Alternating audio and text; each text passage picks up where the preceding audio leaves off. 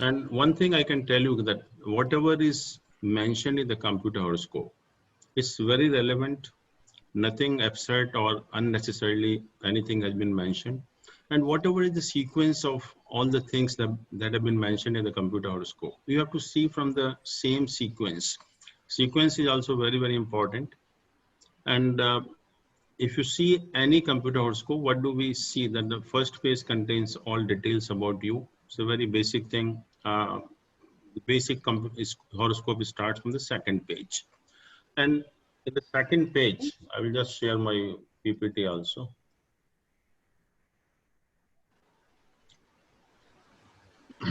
On the second page, you see from the very beginning, a table is given. And table gives the position of the ascendant as well as all the planets. It mentions the longitude of ascendant as well as the planet, the sign in which they are placed, in the nakshatra they are placed, and also the pad of the each nakshatra. And many people, they don't even look at it, they just jump onto the chart actually. But this longitude has been given with a purpose. It's very, very important. And unless you have a glance at the longitude of these planets in the ascendant, you should not proceed actually. लेकिन हम लोग करते नहीं हैं straight away. We don't even want to look at the longitude of the planet. We straight away jump to the chart and we start making prediction, which is basically wrong. This is not the right way to examine a computer horoscope. सबसे पहले जो भी longitude है planet का, वो आप अच्छी तरह से देखिए, because that gives you some idea about the strength of each planet. Ultimately, we are concerned with the prediction, and prediction will depend on how strong are the planet. What are the assets and liability of the each planet? What can you expect from a particular planet? Unless you have some idea about that, you cannot judge anything from any chart that is indicated in the horoscope actually. And we discussed also that the longitude or the degree of the planet plays a very important role as far as the strength of the planet is concerned. And we have seen that in the last class. I will just mention that actually, the planets have been divided into different avasthas. And avastha, one of the avastha is the Baladi avastha. Baladi avastha means we see the basic degree of the each planet. And when the planets are at a very low degree or at a very high degree, they just give you nil result or very 25% of the results actually. And unless they are at the youth stage or the UI stage, their strength reduces drastically. And that makes a lot of difference in the results of each planet. So that's why it is necessary to have a look at the degree of the each planet. So that is one of the Baladi avastha. Second avastha, we saw that it was Diptadi avastha. Diptadi means we have to see the position of the planet in the zodiac, in which sign it is placed. And we have said that the best position is if the planet is in exalted or the Mool Trikon sign, we call it Deepta avastha. Then own sign, then the sign of intimate friend, then enemy, then conjunction with the malefic planet, bitter enemy sign, and last is the combust stage. And combust stage, they say that planet not only gives you zero result, but it acts like a malefic planet. It becomes a negative planet. And combust means when the planet is very close to the sun. So we call it a Cope avastha. So it becomes very negative planet. Planet may be exalted or it may be very well placed in the zodiac. But just because it's very near to the sun, you find the results are almost zero. Not only zero, it turned negative actually. तो इसलिए इनकी बहुत ज़रूरत है हमें देखने के लिए, और जब तक हम उसको नहीं देखते, जब तक हमें हॉरोस्कोप के बारे में जो बेसिक असेसमेंट है वो नहीं हो सकता. और नेचुरली हम जब तक असेसमेंट नहीं होगा, हम प्रेडिक्शन में हम लोग एक्यूरेसी नहीं ला सकते. तो इट्स वेरी वेरी इंपॉर्टेंट कि आप जो भी वहाँ पर लिखा हुआ है प्लैनेट की डिग्री, कौन से साइन में है, कौन से नक्षत्र में है, क्योंकि because nowadays the predictions are nakshatra based. We have to see the planet, the nakshatra in which the planet is placed, and that will also have an influence on the prediction part. So nakshatra bhi important hai, और जो degree है planet की वो भी important है। फिर उसमें ये भी लिखा हुआ है एक्सॉल्टेड है, ओवन साइन है, वो भी सब चीजें लिखी हुई होती हैं उसमें। So all these things you can see from this table. इसके बाद उसमें ये भी लिखा होता है कि सम प्लैनेट्स आर रेट्रोग्रेड। अगर कोई प्लैनेट रेट्रोग्रेड है, that idea also you can have from that. कोई प्लैनेट कम्बस्ट है, सन के बहुत पास है, वो भी वहां पर लिखा हुआ होता है, that also gives you an idea. And even lot of retrograde planets, they make lot of difference in the prediction part that we will discuss now in the subsequent paragraphs, but all these things you can see from that actually. उसके बाद जब लग्न chart हम देखते हैं तो लग्न chart के साथ साथ ही जो एक भाव चलित चार्ट बना होता है, और भाव चलित चार्ट से आप देखते हैं कि बहुत से प्लैनेट की पोजीशन शिफ्ट हो जाती है। This two things are different कि प्लैनेट किस साइन में है और किस भाव में है, किस हाउस में है। और भाव चलित से हम देखते हैं कि प्लैनेट किस हाउस में है। और जैसा हम लोगों ने डिस्कस किया था कि साइन इज ओके, बट जो भाव हैं वो बहुत ज्यादा मैटर करते हैं कि एक अच्छा प्लैनेट भी अगर नेगेटिव हाउसेस में पॉजिटेट हो जाता है तो उसके रिजल्ट आपको खराब मिलते हैं, और एक वीक प्लैनेट भी अगर अच्छे भाव में बैठ जाता है तो उसके रिजल्ट आपको बहुत अच्छे मिलते हैं। हाउसेस हम लोगों ने डिस्कस किए थे, केंद्र हाउसेस होते हैं जो हमारे सस्टेनेंस के लिए जरूरी होते हैं। त्रिकोण हाउसेस होते हैं, trine houses, they are basically meant for prosperity in the life. त्रिक हाउसेस होते हैं 6, 8, 12, they are called negative houses because they govern the negative significations of our life. उपाचय स्थान थे 3, 6, 10, 11। उपाचय स्थान आर आल्सो गुड एक्चुअली। और फिर हम लोगों ने न्यूट्रल हाउसेस कहा था, 2 and 11 houses, they are the neutral houses. फिर त्रिसडाय हाउसेस कहा था 3, 6, 11, which are त्रिक हाउसेस फ्रॉम द अदर केंद्र अपार्ट फ्रॉम लग्न। तो ये सारे हाउसेस हैं, और एक प्लैनेट अगर उच्च का होकर भी अगर त्रिक हाउस में बैठ जाता है तो उसके रिजल्ट ऑलमोस्ट 0 होते हैं। और एक प्लैनेट अगर नीच का होकर भी किसी अच्छे हाउस में या मान लीजिए लग्न में अगर बैठ जाता है तो you can expect something from that planet. तो इसलिए हाउसेस जो है बहुत इंपॉर्टेंट रोल प्ले करते हैं जब हम प्रिडिक्शन करते हैं कि प्लैनेट कौन से हाउस में प्लेस्ड है। तो बहुत बार ऐसा होता है कि हम जब लग्न चार्ट देखते हैं तो we find that the planet is placed in the 12th house. जब भाव चलित बनाया तो उसमें वो लग्न में शिफ्ट हो गया, तो इन दोनों के रिजल्ट में जमीन आसमान का अंतर हो जाता है। या वाइसी वर्सा भी हो सकता है कि लग्न में हमने देखा कि एक प्लैनेट प्लेस्ड है और जब भाव चलित बनाया तो वो 12th हाउस में चला गया और रिजल्ट बिल्कुल एकदम से अपोजिट हो गए।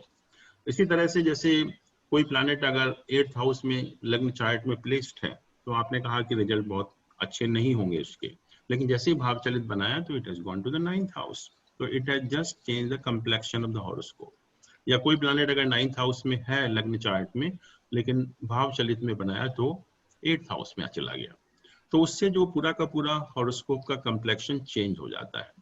तो भाव चलित में आपको ये देखना है कि प्लैनेट कोई पोजीशन शिफ्ट तो नहीं हुई है, अगर शिफ्ट हुई है तो उसी के हिसाब से आपको रिजल्ट्स भी अपने मॉडिफाई करने पड़ेंगे। और ये बात हुई थी कि जो भी हम योग देखते हैं, एस्पेक्ट देखते हैं, ट्रांजिट देखते हैं, वो हम लग्न चार्ट से ही देखते हैं। भाव चलित से सिर्फ हम ये देखते हैं कि प्लैनेट जो है किस हाउस में है। दो चीजें हो गई, planet in which sign and planet in which house. Planet जो है रिजल्ट उसके दोनों के ऊपर डिपेंड करेंगे, किस साइन में है और किस हाउस में है। और हाउस का रोल ज्यादा होता है as compare to sign of the planet in the zodiac. और हाउस में भी हम लोगों ने कहा था कि हम हाउस का स्टार्टिंग पॉइंट निकालते हैं, मिड पॉइंट निकालते हैं और एंड पॉइंट निकालते हैं। और जो मिड पॉइंट होता है उसको हम कस्प ऑफ द हॉरोस्कोप कहते हैं, भाव मध्य कहते हैं। और कस्प है या जो भाव मध्य है, that is the point of maximum activity of that house. कि इसका मतलब ये है कि कोई भी अगर प्लैनेट भाव मध्य पर है या कस्प के पॉइंट पर है तो उसका उस हाउस के ऊपर सबसे ज्यादा इन्फ्लुएंस होगा। या कोई भी प्लैनेट जब ट्रांजिट में, गोचर में जब भाव मध्य पर आता है तो उसका इन्फ्लुएंस उस हाउस के ऊपर सबसे ज्यादा होता है। तो ये हम भाव चलित को भी हमें देखना नहीं भूलना है, क्योंकि बिना भाव चलित को देखे हुए हमें ये पता नहीं चलेगा कि कौन सा प्लैनेट किस भाव में है। और जैसा मैंने कहा कि भाव का रोल ज्यादा है as compare to the sign of the planet in the zodiac actually. फिर एक अगर आप सेकंड पेज पर देखें, क्योंकि फर्स्ट पेज पर तो आपने लग्न चार्ट देखा, फिर भाव चलित वहां बना हुआ है, और सेकंड पेज पर एक रश्मि किरण लिखी हुई होती है हर प्लैनेट की, और उसको हमें रश्मि किरण को इंडिविजुअल प्लैनेट का इतना ज्यादा रोल नहीं है, क्योंकि हम लोग अल्टीमेटली हम लोगों ने शल बल निकाला था या strength of each planet calculate की है हम लोगों ने, तो इसलिए इंडिविजुअल प्लैनेट की रश्मि किरण का इतना रोल नहीं होता, but just have a glance at the total Rashmi kiran of all the planets. और अगर आप एक बार टोटल रश्मि किरण देख लेंगे of all the planets, then you have a fairly good idea about the status of that person. और जितनी रश्मि किरण ज्यादा होगी, देखिए रश्मि किरण जो होती हैं तो 25 is supposed to be average रश्मि किरण। 25 से अगर कम होता है तो उसका मतलब यही होता है कि प्लैनेट जो है इतने स्ट्रांग नहीं है, प्लैनेट के रिजल्ट उतने अच्छे नहीं मिलेंगे। लेकिन प्लैनेट अगर रश्मि किरण 25 से ज्यादा है, और 25 to 30 suppose to be a good rashmi kiran, but 30 से जितनी भी ज्यादा होगी उतना ही व्यक्ति का जो स्टेटस है उतना ही अच्छा होता है। और जो हमारी बृहद पराशर होरा शास्त्र है उसमें तो लिखा हुआ है कि अगर रश्मि किरण किसी की 50 हो तो वो व्यक्ति चक्रवर्ती सम्राट होता है। चक्रवर्ती सम्राट में किंग ऑफ द किंग्स होता है वो। और एक चीज ये भी ध्यान रखिए कि किसी की अगर रश्मि किरण कम है तो इसका मतलब ये नहीं है कि उसका स्टेटस अच्छा नहीं होगा, because status depends on so many other factors also, कि आपके हॉरोस्कोप में कितने इंपॉर्टेंट योगास वगैरह बने हुए हैं, तो पोजीशन उसके ऊपर भी डिपेंड करेगी। But one thing is definite कि अगर रश्मि किरण ज्यादा है तो उस व्यक्ति का जो स्टेटस उतना ही अच्छा होगा। बट कम है तो इसका मतलब ये नहीं है कि स्टेटस अच्छा नहीं है। Then you have to see the other factors in the horoscope कि क्या क्या उसमें पॉजिटिव राजयोग वगैरह बने हुए हैं, तो उसकी वजह से भी स्टेटस जो है बहुत अच्छा हो सकता है। Just तो one clarification, ji uncle, on this one. Ji When you say Lakshmi Kiran 25 की होनी चाहिए or I mean is average, do we look at the planet power? एक column है जिसमें planet power लिखा है percentages में। हाँ, वो परसेंटेज दिया हुआ है, उसके नीचे आप देखिए कि टोटल लिखा हुआ है। नहीं अंकल, परसेंटेज के नीचे नहीं लिखा है, पर अनदर कॉलम से किरण रश्मि, उसमें नंबर्स हैं, नंबर्स के नीचे टोटल है। I will just show you.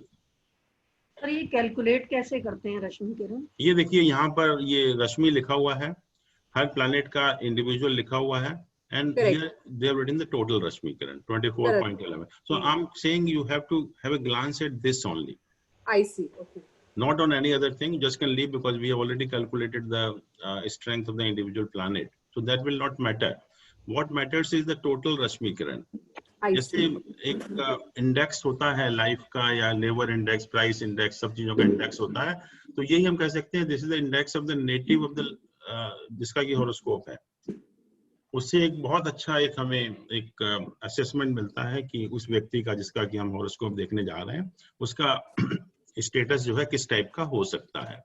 जैसे मैंने कहा कि ज्यादा होगा तो डेफिनेटली स्टेटस बेटर होगा, बट रिवर्स में not be true because status में depend on other factors also. तो रश्मि किरण के हाँ, ये रश्मि किरण कैसे कैलकुलेट करते हैं? कि किसका आप कितने बृहद पराशर और शास्त्र में देखेंगे उसका मेथड लिखा हुआ है, बट हम लोग उसको कैलकुलेशन पार्ट पर नहीं जा रहे हैं क्योंकि it's already available in the computer horoscope. तो उसके लिए हम टाइम वेस्ट नहीं करेंगे, बट ऑलरेडी इंफॉर्मेशन अवेलेबल है वहां पर, तो इसलिए हम लोग उसको कैलकुलेशन पार्ट में नहीं जा रहे हैं। बट आप देखिए कि वो थर्ड पेज पर लिखा होता है ये रश्मि किरण, and it is the purpose कि आप देखिए उसको, और देखने के बाद ही आपको एक असेसमेंट होगा कि उस व्यक्ति का स्टेटस क्या हो सकता है।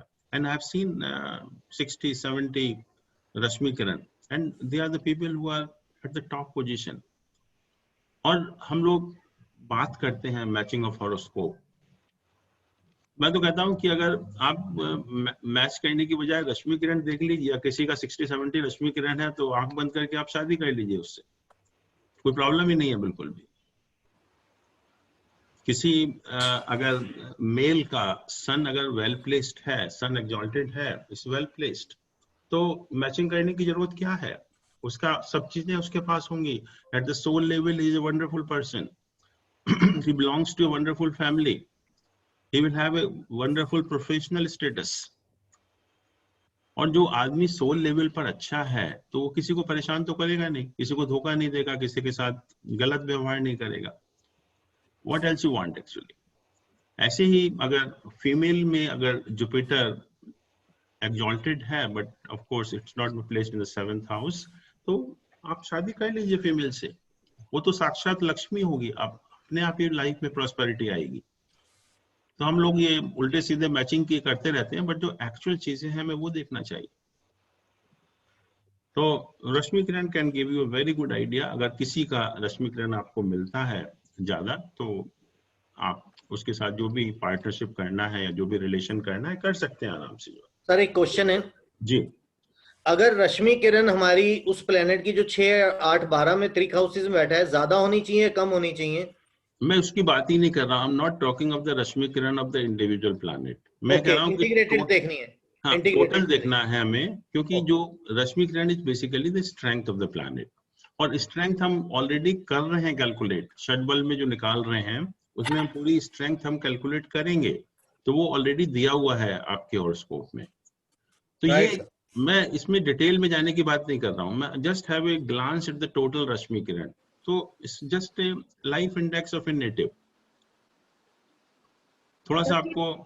हाँ, जगन्नाथपुरा में ये कहाँ पे होगा? है उसमें बार चार्ट बना हुआ है शायद, उसमें है, इट्स देयर एक्चुअली. अच्छा, ठीक.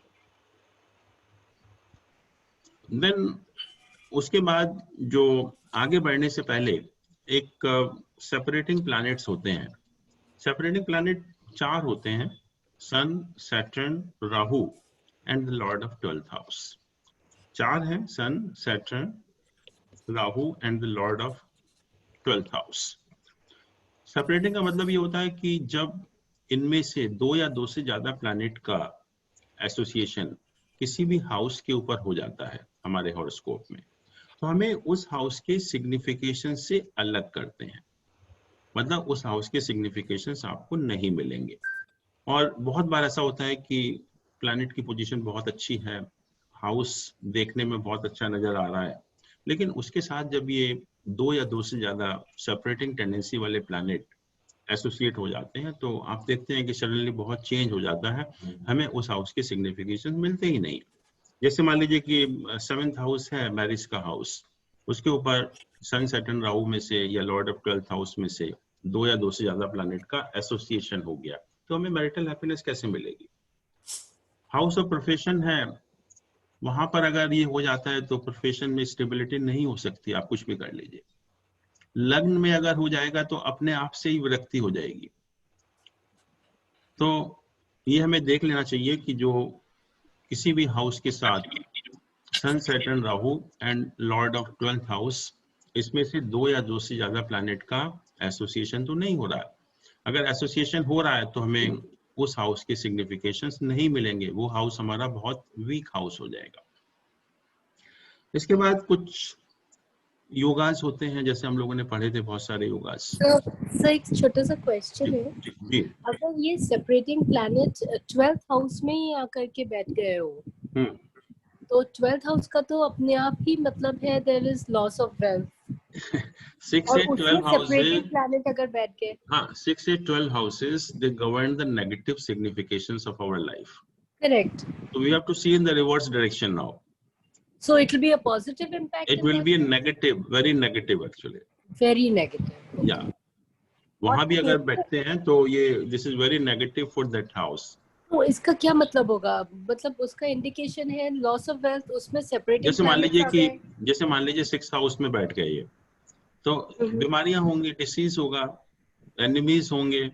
8th हाउस में बैठ गए तो मैरिज में प्रॉब्लम हो जाएगी. 12th हाउस में बैठ गए तो नेचुरली फाइनेंशियल इम्बैलेंस होगा, एक्स्ट्रावेगेंट होंगे आप, अनप्रोडक्टिव एक्सपेंडिचर होगा, you may gate involved in sensual pleasures also. तो वो एक नेगेटिव है, वो अच्छा नहीं है. It's not A positive thing, it's a negative thing actually. Got it. Thank you sir. Sir एक क्वेश्चन और है, अगर जी। किसी के हॉरोस्कोप में जैसे अभी आपने कहा अगर जुपिटर एक्सॉल्टेड है जी। तो वो काफी अच्छा है, लेकिन अगर सेम हॉरोस्कोप में 7th हाउस में सन और सैटर्न भी है लिब्रा में, तो एक तरफ तो ये नीच भंग राजयोग भी है, लेकिन ये सेपरेटस प्लैनेट भी है और जुपिटर भी देखिए, एक्सॉल्टेड है, तो इसकी क्या इंटरप्रिटेशन जब निकालेंगे? जुपिटर एक्सॉल्टेड होता है किसी भी हॉरोस्कोप में, या Jupiter is well placed, what is Jupiter? Jupiter is a Guru, right. so we have a blessing of God with us. God is always with us, right. so it always avoids you from some odd circumstances. वो उसको nullify कर देता है, जो negative influence होते हैं आपके houses के ऊपर, उनको नलीफाई कर देता है टू सम एक्सटेंट एक्चुअली। तो वो काफी हद तक जिसका भी जुपिटर उच्च का होगा, हम कहते हैं कि कोई प्रॉब्लम आएगी, ईश्वर हमारे साथ है, तो फिर वो इतनी सीरियस प्रॉब्लम नहीं आती है। And Jupiter is a wonderful planet, it's the planet of prosperity actually. Right right. तो वो अपनी दशा में ही तो फंक्शन करेगा ना, जब जुपिटर की दशा आएगी तभी तो वो इम्पैक्ट में आएगा, या all the time it will work? देखिए, एक प्लैनेट जो भी आपके हॉरोस्कोप में प्लेस्ड है, दो तरह से है, they have influence on your personality, first thing. Second is they give the result during their दशा, जो मेन रिजल्ट उनके होते हैं अपनी दशा में रिजल्ट मिलते हैं या ट्रांजिट में रिजल्ट मिलते हैं। और दशाएं तो चलती रहती हैं, मेन नहीं चलेगा तो सब पीरियड चलेगा, महादशा नहीं होगी तो अंतर्दशा चलेगी। और जो मेन जो प्लेस्ड है वो प्लैनेट, उनका भी रोल है आपके हॉरोस्कोप में, आपकी पर्सनालिटी में या डिफरेंट हाउसेस के सिग्निफिकेशंस में। अब मान लीजिए किसी का 10th house is very well placed, very strong, और मान लीजिए कि एक पर्टिकुलर प्लैनेट की दशा नहीं आई, तो इसका मतलब तो ये नहीं कि उसका प्रोफेशन खराब हो जाएगा, उसमें और ज्यादा बेटर होगा, बट जो बेसिक है, जो बिकम एक पार्ट ऑफ द पर्सनालिटी, वो तो रहता ही है उसमें, जो उसका नेचर या आदमी का या जो पर्सनालिटी है, जो हाउस के डिफरेंट सिग्निफिकेशंस हैं, वो वैसे ही रहते हैं। मान लीजिए किसी का 2nd हाउस बहुत स्ट्रांग है, तो ये नहीं कि जब उस प्लैनेट की दशा आएगी जब भी पैसा आएगा आपके पास। तीनों चीजें इन्फ्लुएंस करती हैं, प्लैनेट की पोजीशन भी, दशा भी और ट्रांजिट भी। Got it, got it, thank you sir. फिर योग होते हैं डिफरेंट हॉरोस्कोप में, और जब योग होते हैं तो दे change the complexion of the horoscope. फिर ये जो प्लैनेट की पोजीशन है उसको सुपरसीड कर देते हैं। और योग हम लोगों ने पढ़े हैं, बहुत सारे योग होते हैं, कुछ पॉजिटिव योग होते हैं, कुछ नेगेटिव योग भी होते हैं। नेगेटिव योग में भी हमने देखा था कि जैसे कालसर्प योग है, सकट योग है, केमद्रुम योग है, इस टाइप के योग हैं जो नेगेटिव योग भी होते हैं, और कुछ जो है पॉजिटिव योग भी होते हैं आपके हॉरोस्कोप में।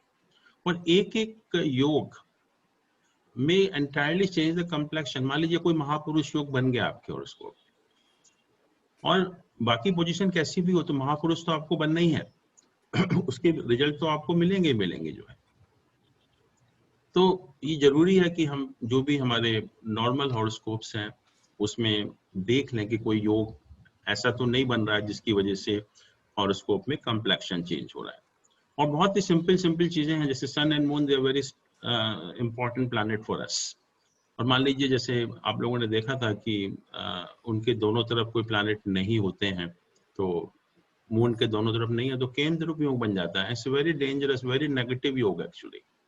आपको तो लग रहा है कि उच्च का है या कैसा है, लेकिन दोनों तरफ प्लैनेट नहीं है उसके, तो मून ऑपरेट ही नहीं होगा, मून एक्टिव ही नहीं होगा, तो रिजल्ट आपको बहुत खराब मिलते हैं उसके जो है। ऐसे ही सन के साथ जब तक प्लैनेट नहीं होते तो सन एक्टिवेट नहीं होता एक्चुअली। और जितने भी राजयोग होते हैं, वी हैव डिस्कस दैट कि बहुत लोगों की आपके हॉरोस्कोप में मिलेंगे बहुत इंपॉर्टेंट राजयोग, और देखते हैं कि आप उसके रिजल्ट आपको बहुत अच्छे दिखाई नहीं दे रहे उस हॉरोस्कोप में जो है। और ये भी हम लोगों ने डिस्कस किया था कि जो योग के रिजल्ट्स होते हैं राजयोग वगैरह के, वो डिपेंड करते हैं सो मेनी फैक्टर्स। कौन से प्लैनेट इन्वॉल्व हैं, उनकी स्ट्रेंथ कितनी है, किस हाउस में ये योग बन रहा है, उसका जो डिस्पोजिटर है उसकी क्या पोजीशन है, किस नक्षत्र में बन रहा है, उस नक्षत्र लॉर्ड की क्या पोजीशन है, तो they depend on so many factors. तो सेम राजयोग में have results varying from 10 to 100% actually. तो ये नहीं कि राजयोग है तो अच्छा ही होगा, तो उसमें ये भी देखना है आपको कि जो राजयोग बन रहा है किन प्लैनेट के साथ बन रहा है, किस हाउस में बन रहा है, all those things you have to see. जैसे कि इवन सिंपल बुध आदित्य योग, अगर 5th हाउस में बन रहा है, that is the best position because 5th house is concerned with our intelligence also. बाकी हाउस में बनेगा तो 6th हाउस में बनेगा या 3rd हाउस में बनेगा तो इतना स्ट्रांग नहीं होगा। तो योग हमें देखना है और योग को एनालाइज भी करना है कि उसकी क्या स्ट्रेंथ है। इसके बाद हम लोगों ने ये भी डिस्कस किया था कि बहुत से व्यक्तियों के हॉरोस्कोप में बहुत अच्छे योग होते हैं लेकिन रिजल्ट देखने को नहीं मिलते।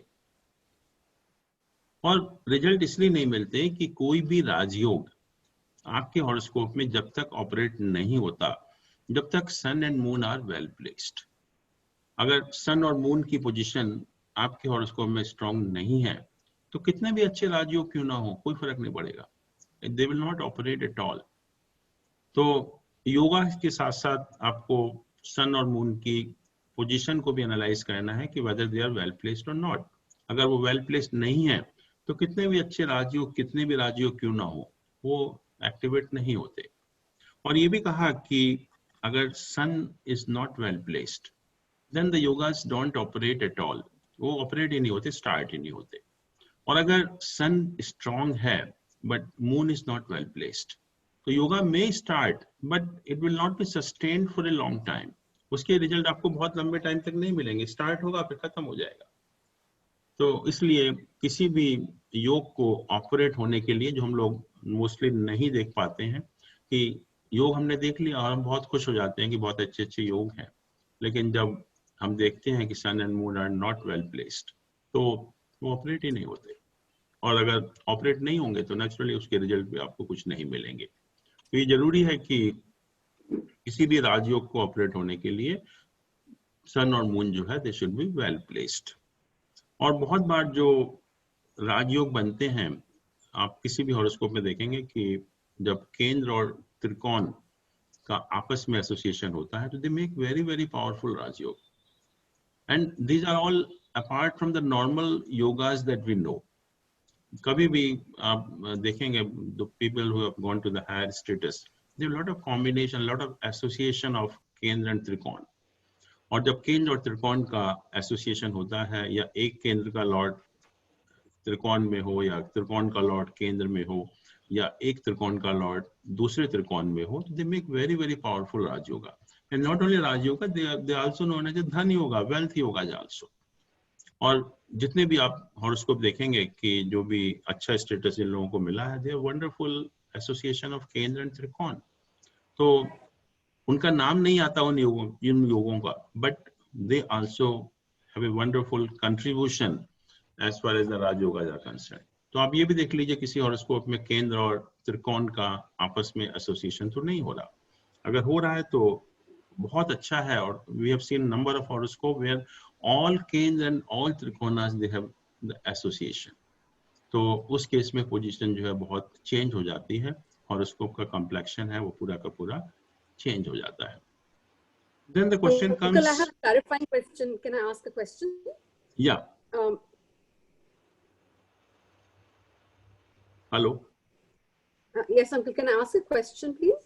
Why not? Please ask. Uncle, एक basic concept का clarification चाहिए, because you know we look at the Lagna chart, but you have also mentioned that sometimes planets may change the house in when you look at the chart next to it, the Bhav Chalit chart, right? Yeah. So अगर planet का house ही change हो रहा है, then how do we think about all these associations and everything? अगर आप कहेंगे Bhav This is what I'm saying. Association, all yogas, all associations, all transit results we see only from the Lagna chart. So then uncle Bhav Chalit का फिर क्या फायदा हुआ अगर हम हर चीज? Only one thing कि planet is placed in which house. We see the Bhav Chalit only from that angle. I told you that we have two things. One is the sign of the planet in the zodiac. What is the position of the planet in the zodiac? So that we see from the Lagna chart.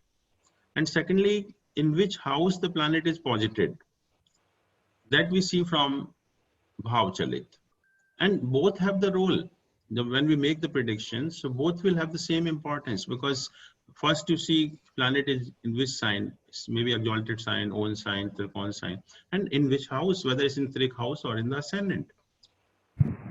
So एक छोटा सा question, I'm sorry, can I ask? Why not? If Venus in the Lagna chart is in the let's say 5th house, and if you look at Bhav Chalit, it moves to the 7th house. So what do we understand? I mean, how do you evaluate? We From should six- see the Venus from the 7th house or the 5th house. No, we will say the sign of the Venus will remain the same. Let us say Venus is placed in the 5th sign. Let us say, just presume, Leo sign. So we will say that Venus is in the Leo sign, but it is placed in the 7th house. Okay, got it. So Bhav then Chalit we- ka house hai or sun sign Lagna ka hai. Right. I Very, understand. very correct. Very correct. Thank you. Yeah. And if in a similar example, uncle, if in the Lagna chart there is no planet placed in the first house. Actually, what we are doing, we are just confusing, because Lagna chart we have confused sign, we are confusing with the house. In the Lagna chart, we just presume that sign and the houses are the same. But sign and houses are not the same. That ascendant we calculate is the midpoint of the first house. So naturally, the extent of the house differs. It is not coinciding with the signs. अगर हमारा लग्न जो है जो निकालते हैं, if it is 15 degree of a particular sign, then no problem. The sign and the houses, they will match. But lagna will not be 15 degree. It may be 2 degree, 28 degree. And that becomes the midpoint. It means the house shifted the position in the different signs. And that we see from the Bhav Chalit only. So Lagna chart will indicate, as Deepti has said, ki planet is placed in which sign. But Bhav Chalit will tell you planet is placed in which house.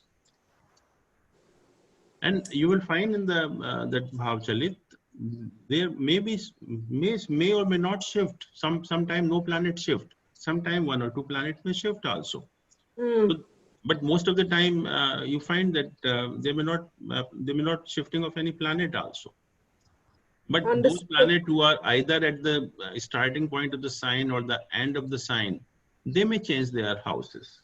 Then you have to modify your prediction accordingly. Got it. In this example that I'm looking at, uncle, in the Lagna chart, the moon is placed in the 12th house. Right. But when you look at Bhav Chalit, moon moves to the first house. Right. So how much difference it makes? So now it's become a strong moon, right?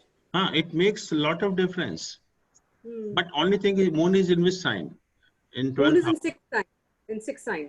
So now you will say the moon is in the Virgo sign, but it is in the first house of your horoscope. I see. Got it. Yeah. So you have to modify your prediction accordingly, because 12th house means something else. Lagna means something else. Correct. So अगर चंद्र, अगर moon for second house में है लग्न chart के, let's say in the sun sign is Cancer. So moon is placed in Cancer sun sign of the Lagna chart, but in the Bhav Chalit it is also in the same house as the Lagna chart. I'll say the second house. Okay, no problem. It's the same house. Yeah. All right. Maybe most of the planets will be in the same house only. The shifting of the planet may be either 1 or 2 planets, or most of the time they may not shift also. Correct. That's exactly what I'm saying here. Yeah, but जब भी you read any book of astrology, it gives the result in 2 ways. One, it says the planet is placed in this sign, it will give you this result. And it also says that the planet is placed in this house, it will give you this result. So results are the combination of both, the sign as well as the house. Now it's clear to me. Absolutely. Excuse Thank you so much. Sir, can I ask something? Yeah. Sir, I have a कुंडली, उसमें कर्क राशि का लगन है और Jupiter is the लगन Lord here. नहीं, कर्क राशि में जुपिटर लगन लॉर्ड कैसे होगा? मतलब Jupiter is placed over there, sorry. हाँ, एक्सॉल्टेड है ये कहिए. हाँ जी. एंड उनकी 12वें भाव में शनि भी बैठे हुए हैं. राइट. और sun is exalted in sign number 1 10th house में. 10th हाउस में, ठीक है. Sun is exalted. लेकिन जब हम चलित चार्ट देखते हैं तो Saturn moves to 11th house. Right. तो इट मींस जो हम वो योग देखते हैं कि at some point of time सारा कुछ खो जाएगा, ऐसा कुछ नहीं होगा इस ये किसने कहा कि सैटर्न अगर 12th हाउस में तो सारा कुछ खो जाएगा? Because Saturn gives status and one day you said कि अनिल अंबानी की उसमें भी वो like he was ruined. No, you are totally confused actually. Okay. Saturn is the karaka for the 12th house. Saturn is the karak for the 12th house. और अनिल अंबानी की जो बात कर रहे हैं उसमें लग्ना Lord is in the 12th house. Okay. So that makes the difference. But Saturn in the 12th house is not bad because this is the karaka for the 12th house also. ऐसे ही Saturn 8th house में खराब नहीं है, Saturn 6th house में खराब नहीं है as an individual planet. But in Bhavchalit chart it shifts to the 11th house. Saturn. अच्छा है, 11th house में है तो अच्छी बात है, इसमें क्या हुआ? Okay, नहीं, I just wanted to भाव चेंज हो गया तो इससे कुछ फर्क पड़ता है, like हाँ, but 11th house के रिजल्ट आपको मिलेंगे ना कि 12th house के. Okay. Fine. सर एक क्वेश्चन था जी, पूछिए. सर भावचलित अगर 8th हाउस में अगर मैलेफिक प्लैनेट्स हैं और भावचलित में वो शिफ्ट हो जाते हैं तो हमारे को नेगेटिव रिजल्ट नहीं मिलेगा या चेंज हो जाएगा? अगर वो शिफ्ट हो जाते हैं तो नहीं मिलेगा, बिल्कुल नहीं मिलेगा. नहीं मिलेगा. जी हाँ. Okay, thank you sir. Right. So now we talked about the last uncle, then aspects of the planets, right? Aspects of the planets we will see then from the Bhavchalit chart because those are the houses. Not from, no, we will see from the Lagna chart. देखिए aspect का मतलब क्या है? Aspect is the difference in the position of the planet in the zodiac actually. I see. Okay. That has nothing to do with the bhav. Okay. So that's why we see aspect, yog, result of transit and all those things from the Lagna chart only. Bhav is only to find out कि planet किस भाव में है. That's all. उसके बाद आपको कुछ नहीं करना है. सर प्लीज भाव बल का कुछ बताएंगे, जो कंप्यूटर कुंडली में भाव बल कैलकुलेट होके आता है, इसका थोड़ा सा बताएंगे. हाँ, we will discuss actually. देखिए जैसे अभी हम लोग बात कर रहे थे कि जो strength of the planet है, that we just have a rough assessment from the degree of the planet. ऐसे ही जब हम अपने जो कैलकुलेट करेंगे डिटेल में, जो हम लोग डिस्कस भी करेंगे यहाँ पर, कि हम हर हाउस की भी स्ट्रेंथ कैलकुलेट करते हैं जिसको हम भाव बल कहते हैं. और भाव बल का मतलब क्या होता है? देखिए हाउस को स्ट्रेंथ कैसे मिलती है? हाउस को स्ट्रेंथ जो है दो तरह से मिलती है कि उसमें कौन से प्लैनेट प्लेस्ड है और कौन से प्लैनेट का एस्पेक्ट है. तो अगर इन्फ्लुएंस नेगेटिव प्लैनेट का है तो नेचुरली हाउस वीक हो जाता है, और अगर इन्फ्लुएंस उसके ऊपर पॉजिटिव प्लैनेट का है तो हाउस स्ट्रांग हो जाता है. हाउस स्ट्रांग होने का क्या मतलब है? कि हमें उस हाउस की सिग्निफिकेशंस ज्यादा मिलेंगे, अच्छे मिलेंगे. जैसे मान लीजिए कि 7th हाउस किसी का स्ट्रांग है तो naturally he will get marital happiness, he will be good in business, so all those things he will get. 5th house मान लीजिए बहुत स्ट्रांग है तो संतान सुख भी मिलेगा, आपको हायर एजुकेशन भी मिलेगी, जो भी इंटेलिजेंस, क्रिएटिविटी, जो भी कारक है वो आपको पूरी मात्रा में मिलेंगे. 4th हाउस का बल ज्यादा है तो जो भी डोमेस्टिक हैप्पीनेस है या जो भी चीजें हैं, और वही मान लीजिए 4th हाउस वीक है आपका, तो जो सिग्निफिकेशंस है 4th हाउस के नहीं मिलेंगे आपको, कम मिलेंगे बहुत. तो इसलिए जो भाव बल का मतलब है कि इस concern with the significations of that house, कि उस हाउस के जो कारकत्व हैं वो आपको किस क्वांटिटी में मिलेंगे.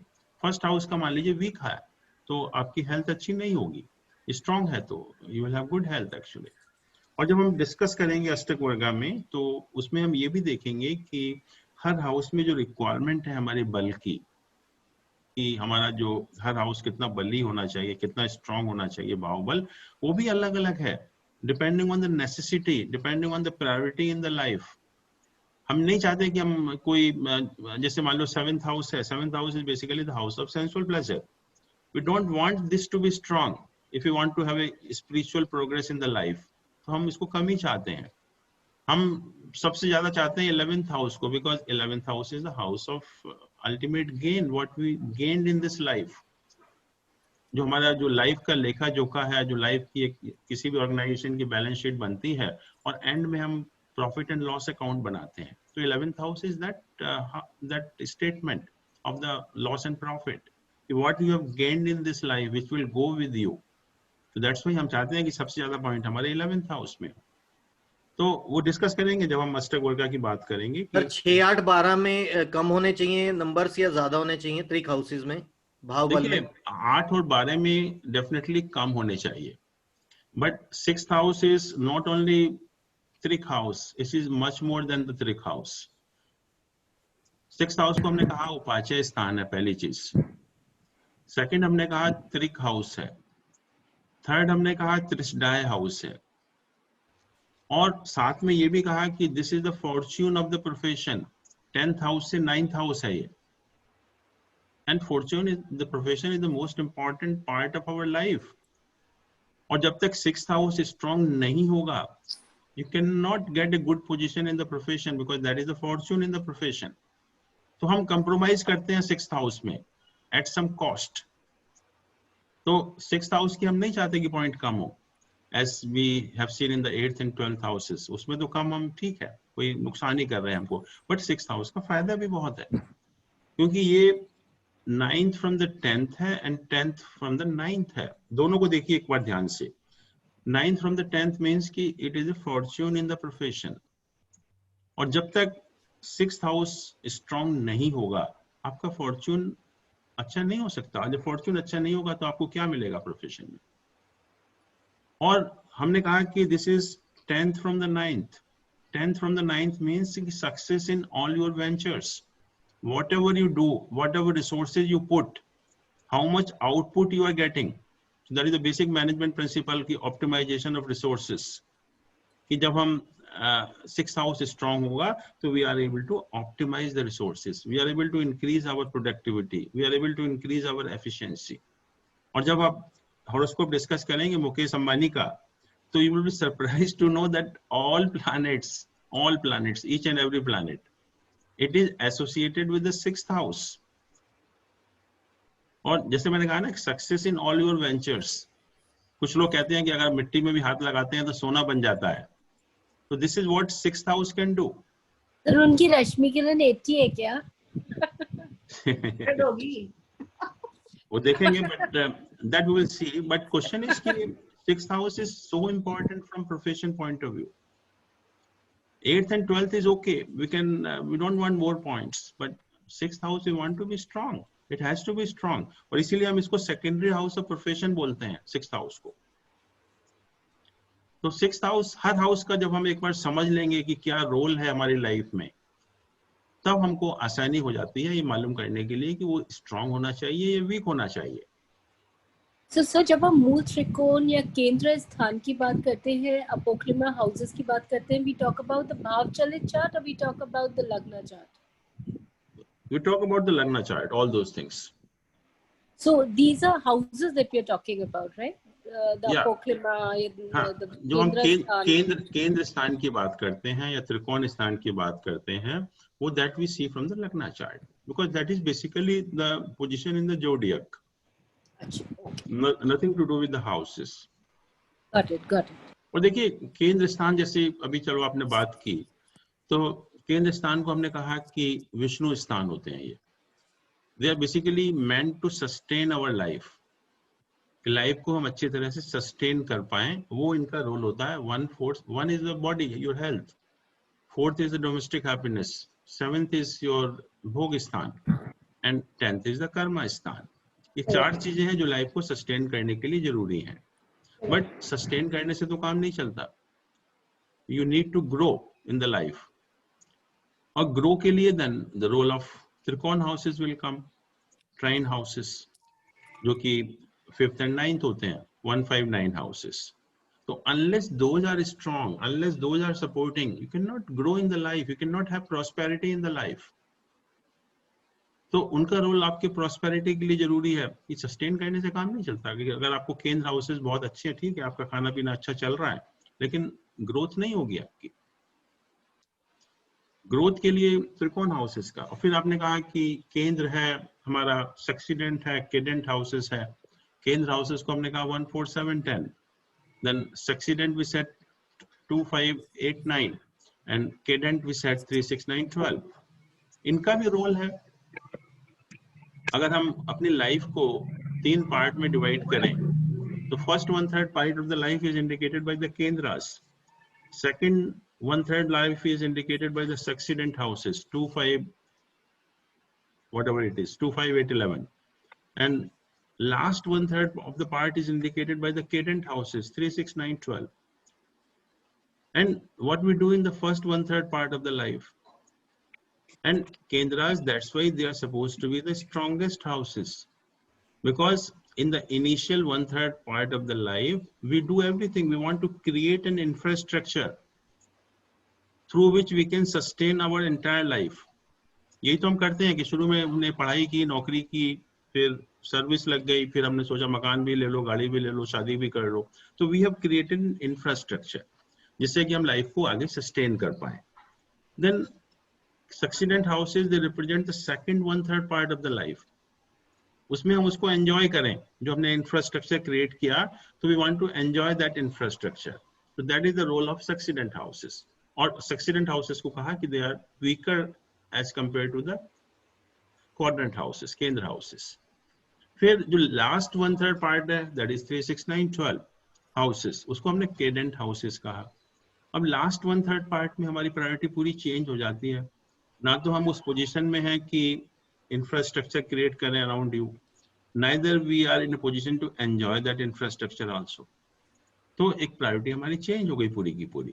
Third house communication, that is the time we start communicating with other people. उससे पहले हम ज्यादा ध्यान नहीं देते.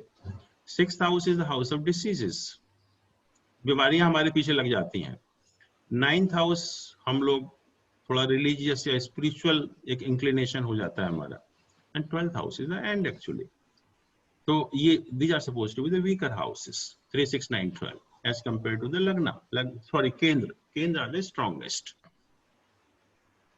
तो ये separative tendency planets की हम बात कर रहे थे कि जो सन, सैटर्न, राहु और लॉर्ड ऑफ 12th हाउस होते हैं, ये 4 प्लैनेट सेपरेटिंग टेंडेंसी देते हैं.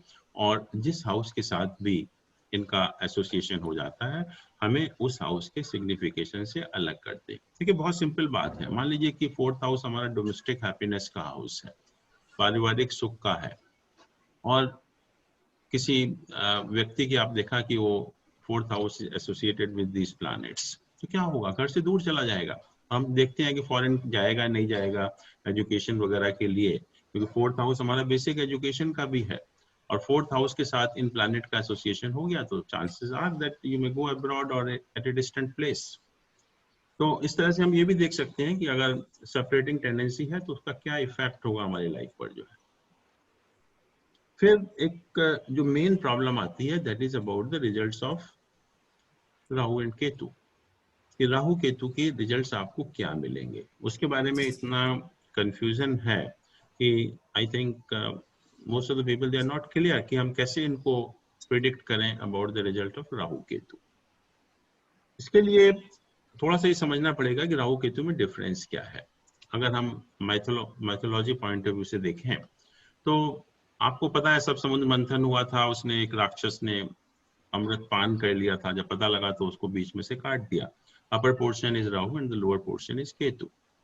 अपर पोर्शन ने अमृत पी लिया था, और जब आपने अमृत पी लिया you are like a god actually, आपको पूरी पावर मिल जाती है उसकी. और नीचे का पोर्शन है वो उसमें कुछ नहीं था, तो it's like a useless planet actually. तो राहु में कैपेबिलिटी है, उसकी पोटेंशियल है, वो आपको कुछ भी दे सकता है. बट केतु में ऐसा कुछ नहीं है. Ketu is basically spiritual planet. It can take you towards spiritualism but nothing to do with the material aspect of the life. तो ये आपको ध्यान रखना पड़ेगा कि राहु केतु में ये अंतर है. राहु के पास है पावर आपको देने की, अच्छे रिजल्ट देने की, अच्छे की, और क्योंकि मैलेफिक प्लैनेट है तो नेचुरली खराब भी कर सकता है. राक्षस है तो जितना खराब कर सकता है पूरी तरह से, लेकिन अगर चाहे, अगर आपके हॉरोस्कोप में वेल प्लेस्ड है तो रिजल्ट अच्छे भी दे सकता है. बट केतु के रिजल्ट नॉर्मली अच्छे नहीं होते. जब भी केतु की दशा आती है तो लोग कहते हैं कि कोई मटेरियल एस्पेक्ट का को गेन नहीं हो रहा, और वो सही भी है, क्योंकि उस दशा में ना तो प्रमोशन होता है या नौकरी मिलती है या ना कोई पैसा आता है, तो आदमी सोचते हैं कि बहुत ही खराब रिजल्ट इसके मिल रहे हैं. बट केतु इस नेचर, बाय नेचर इस स्पिरिचुअल प्लैनेट. इसको हम कहते हैं कि ये मोक्ष का प्राइमरी कारक भी है. तो मोक्ष के पॉइंट ऑफ व्यू से बहुत अच्छा है, लेकिन मटेरियल एस्पेक्ट में कोई हेल्प नहीं करता आपकी। तो पहली चीज तो ये हो गई इनकी कैपेबिलिटी, कि राहु के पास कैपेबिलिटी है लेकिन केतु के पास कुछ देने की कैपेबिलिटी नहीं है। दूसरा जो इनके रिजल्ट हैं, पहले तो ये कहा कि Rahu act like Saturn and Ketu act like Mars. इसका मतलब ये नहीं कि लोग कंफ्यूज हो जाते हैं कि राहु के सैटर्न की तरह के रिजल्ट मिलेंगे और केतु के मंगल की तरह रिजल्ट मिलेंगे, नहीं, गलत है। When we say that Rahu act like Saturn and Ketu act like Mars, their behavior, their nature is like those planets. जैसे सैटर्न की नेचर होती है कि प्रॉब्लम क्रिएट करने की, सब कुछ सीधा सीधा नहीं चलने देगा, बीच बीच में कुछ अप्स एंड डाउन्स भी आएंगे, प्रॉब्लम्स भी आएंगी, हर्डल्स भी आएंगी। तो वही राहु का भी नेचर है कि आपको अगर अच्छा भी कर रहा है तो सब कुछ स्मूथली नहीं करेगा, बीच में with lot of problems, with lot of ups and downs. Ketu Mangal की तरह है, उसका जो बेसिक नेचर है, जो मंगल का नेचर होता है वही केतु का भी नेचर है। बट ये कहना कि राहु सैटर्न के रिजल्ट देता है या केतु मार्स के रिजल्ट देता है, वो बिल्कुल गलत है। अब इनके रिजल्ट क्या होते हैं, we have to understand actually. देखिए, सबसे पहले जो इनके रिजल्ट होते हैं कि ये प्लैनेट, किन प्लैनेट के साथ इनका प्लेसमेंट है, किन प्लैनेट के साथ इनका प्लेसमेंट है। और मान लीजिए एक प्लैनेट के साथ है तो absolutely it will give the result of that planet. But अगर एक से ज्यादा प्लैनेट के साथ में है तो उसमें से जो भी स्ट्रॉन्गेस्ट प्लैनेट होगा राहु केतु, उसके रिजल्ट आपको देंगे। सेकेंडली, मान लीजिए कोई प्लैनेट साथ में नहीं है उसके, then we have to see the aspect, कि किन प्लैनेट का एस्पेक्ट हो रहा है।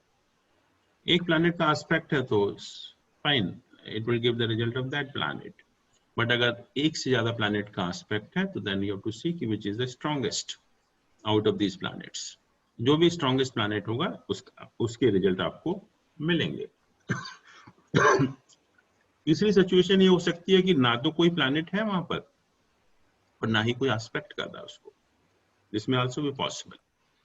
तो उस केस में कहते हैं कि जो जिस साइन में है उस साइन का लॉर्ड जो भी होगा उसके रिजल्ट वो राहु केतु देंगे।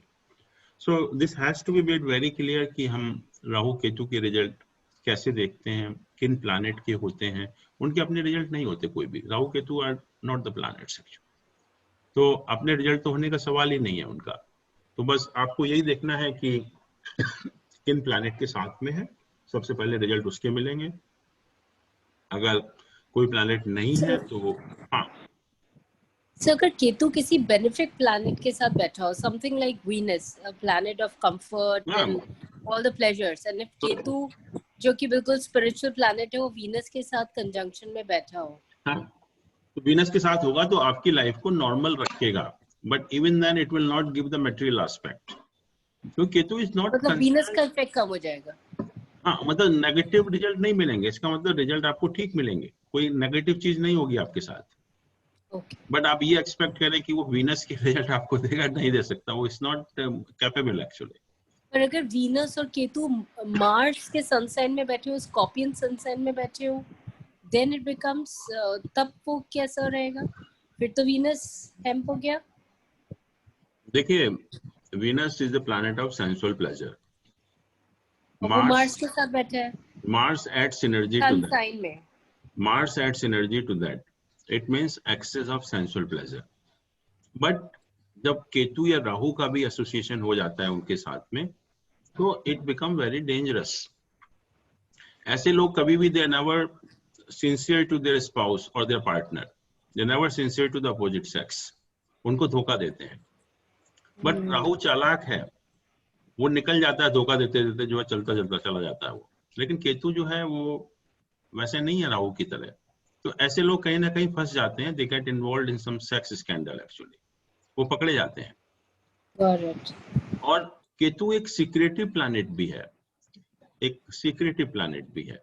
जैसे मान लीजिए कि वीनस और राहु का एसोसिएशन है इन द 12th हाउस, तो again 12th house is also भोग स्थान, तो Venus is also planet of भोग एक्चुअली, सेंसुअल प्लेजर।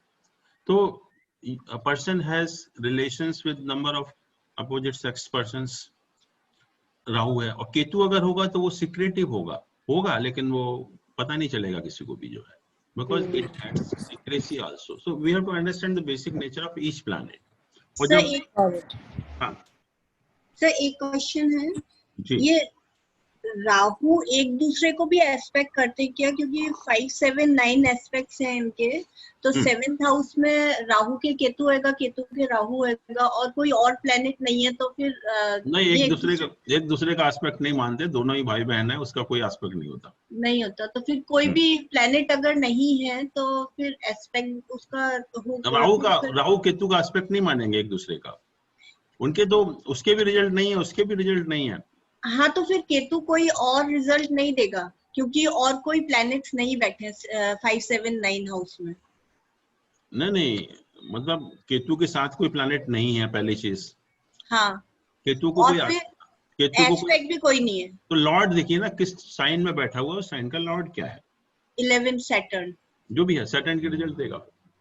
अच्छा, ओके, थैंक यू। या Uncle, one question on Rahu with Jupiter. So placed in the 9th sign. So Jupiter is in his own sign. जी। And Rahu is placed with Jupiter and also with Sun. गुरु चंडाल योग। ये गुरु चंडाल योग हो गया, and Sun साथ में है, but Jupiter is in his own sign. So how do we interpret that? देखो, we have discussed firstly the various results of the Guru Chandal Yoga. हम लोगों ने डिस्कस किया था, there were 4-5 possibilities were there.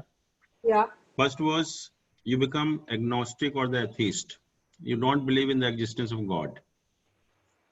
Second was you can become a religious by God. मतलब you have firm shraddha on your own religion, but you hate other religions.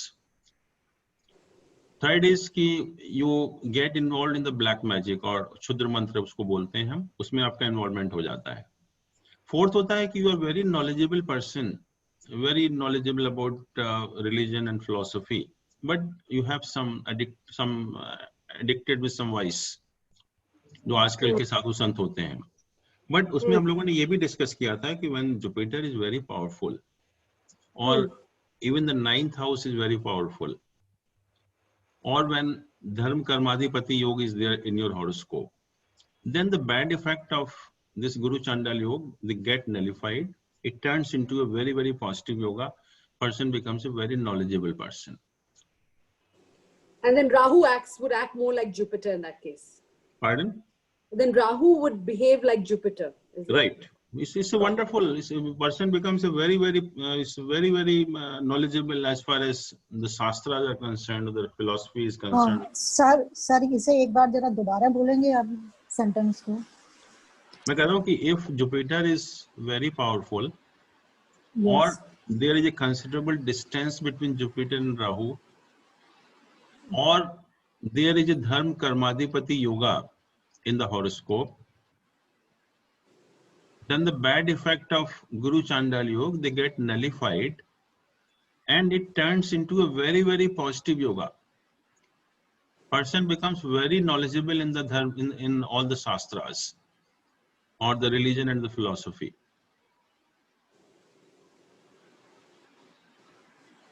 तो ये difference हो जाता है कि योग तो है, बट योग में भी पॉजिटिव में भी negative also. Yeah, got it. Thank you, uncle. हाँ, एंड देखिए simple we discussed on that day कि जब मून मार्स का एक कॉम्बिनेशन है तो हम कहते हैं लक्ष्मी योग है। लक्ष्मी योग हमने इसीलिए कहा था कि moon is the mind and Mars adds energy to that. It activates your mind, and once the mind gets activated, you develop some skill which is unparalleled. Naturally, हम लक्ष्मी योग होगा कि ऐसे लोगों को पैसे की कोई कमी नहीं होगी, but this may go in the negative direction. In place of becoming productive, it may be destructive also.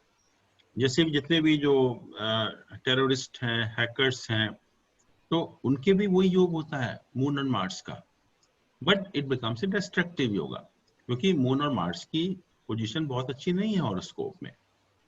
तो एक ही योगा है but results are just opposite 180 degree.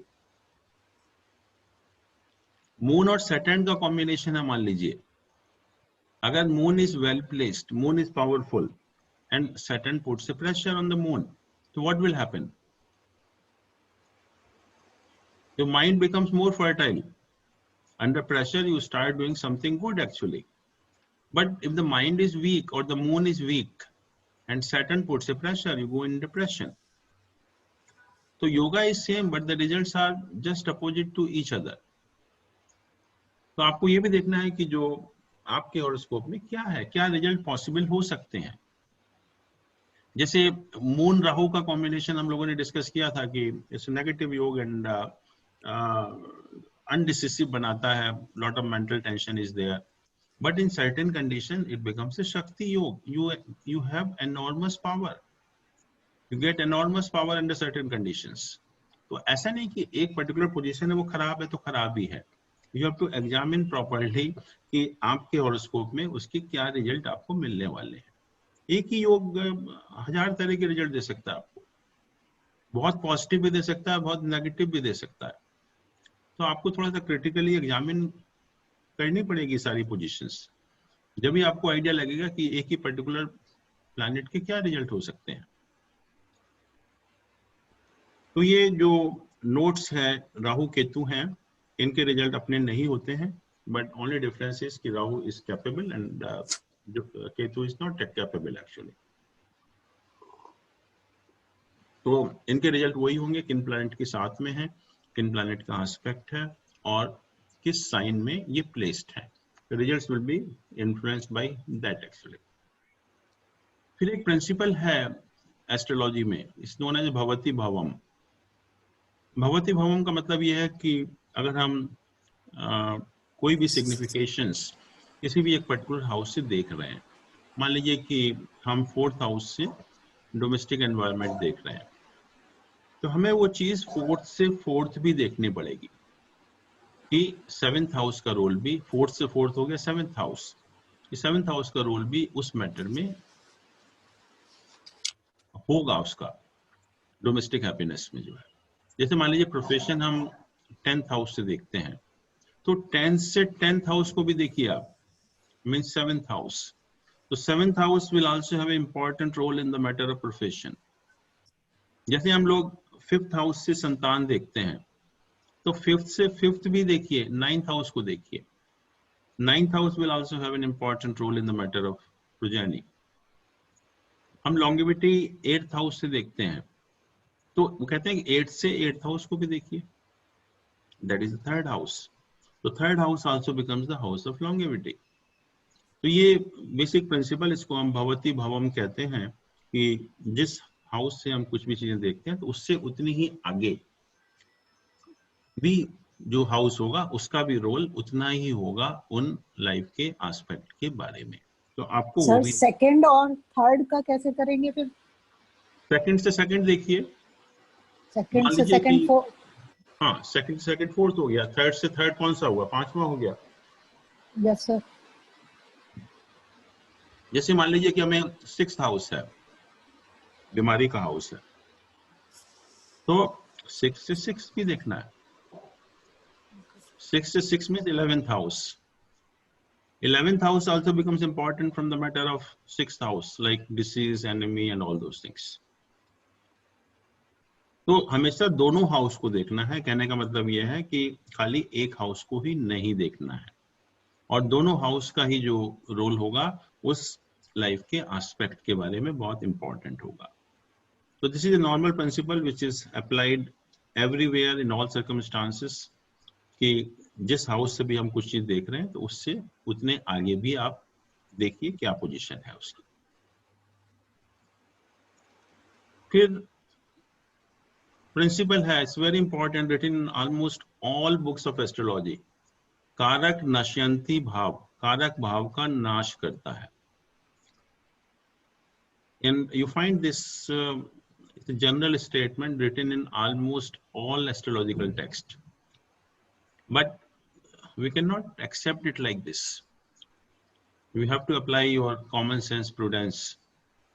इसका मतलब क्या है, लिख तो दिया, और बहुत से लोग मैंने देखा कि कितने भी एक्सपीरियंस हो गया उनको, दे गिव एग्जाम्पल कि वो तो लिखा हुआ है कारक भाव का नाश करता है तो नाश करना चाहिए. हमने हर हाउस के कारक डिस्कस किए थे कि फर्स्ट हाउस का कारक मान लीजिए सन है, सेकंड हाउस का कारक जुपिटर है, थर्ड हाउस का कारक मार्स है, फोर्थ हाउस का मून है, फिफ्थ का जुपिटर है, सिक्स्थ हाउस का मार्स एंड सैटर्न है, सेवेंथ का जुपिटर एंड वीनस है, एट्थ का सैटर्न है, नाइन्थ का जुपिटर है, टेंथ का सैटर्न मरकरी जुपिटर सन है, 11th का जुपिटर है, 12th का सैटर्न है। तो अगर ये प्रिंसिपल अप्लाई करते कि कारक भाव का नाश करता है, तो 9th हाउस में जुपिटर तो सारे खत्म कर देना चाहिए।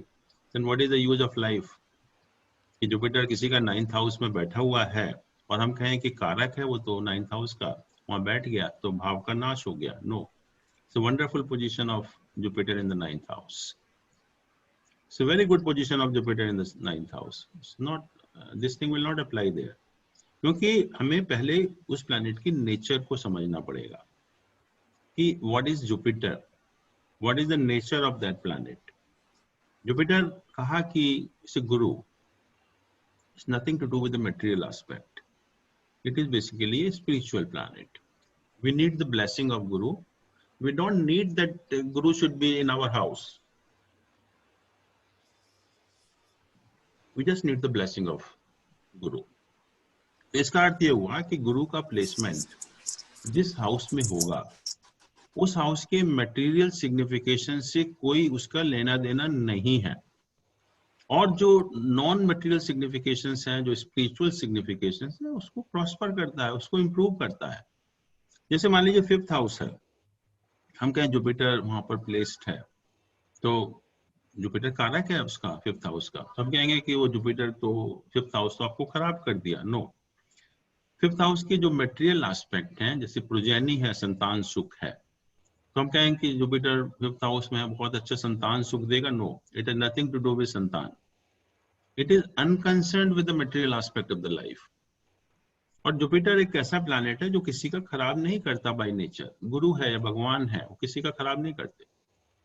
तो हम ये कहेंगे कि 5th हाउस में बैठकर जुपिटर जो उसके मटेरियल एस्पेक्ट है लाइक प्रोजेनी, उससे कोई लेना देना नहीं है। प्रोजेनी के मैटर में जुपिटर का कोई रोल नहीं होगा। लेकिन जो नॉन मटेरियल एस्पेक्ट है, हायर एजुकेशन है, इंटेलिजेंस है, क्रिएटिविटी है, तो these are non material aspect, तो उनको तो प्रमोट करेगा, उनको बहुत अच्छा करेगा। तो ये कहना है कि वहां कारक बैठ गया इसलिए भाव का नाश कर रहा है, that is not correct actually. और ये जो 3 हाउसेस हैं हमारे 9th, 10th and 11th houses, धर्म, कर्म एंड आई, what you got in the life, these are all non material aspects. Basically जो 9th, 10th, 11th हाउसेस हैं, इनके नॉन मटेरियल एस्पेक्ट हैं सारे के सारे जो है, इसलिए जुपिटर वहां बैठ के बहुत अच्छा करता है। सर एक क्वेश्चन है जी। सर, आपने कहा था कि जैसे हाउस की जितनी सिग्निफिकेशंस होती हैं उतने ही उसके कारक भी हो जाते हैं फिर। बिल्कुल। तो ये हम नॉर्मल जो एक भाव का एक कारक मान के चलते हैं, मैं उसकी बात कर रहा हूँ।